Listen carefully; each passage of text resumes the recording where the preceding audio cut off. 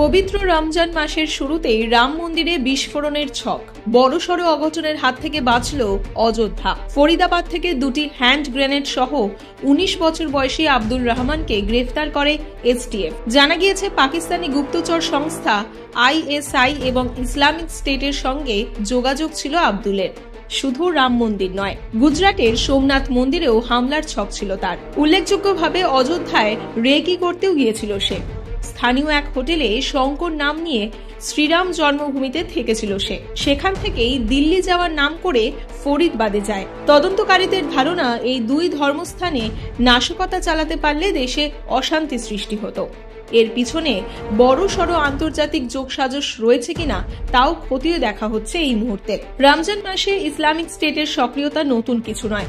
জেহাদের নামে সদ্য কৈশোরে পা দেওয়া বালকদের ফুসলিয়ে ঘৃণ্য অপরাধ করানোর চিত্র এর আগেও দেখেছে এই বিশ্ব। এর আগে ২০১৫ সালে রমজান চলাকালীনই টিউনিশিয়ায় সমুদ্র সৈকতে পর্যটকদের ওপর হামলা চালায় বন্দুকবাজের দল। ওই একই বছরেই কুয়েতে একটি মসজিদে হামলা চালায় ইসলামিক স্টেট। মসজিদটি শিয়া মুসলিমদের উপাসনা স্থল হওয়ার দরুনই হামলা করা হয়েছিল বলে জানা গিয়েছিল পরবর্তীতে।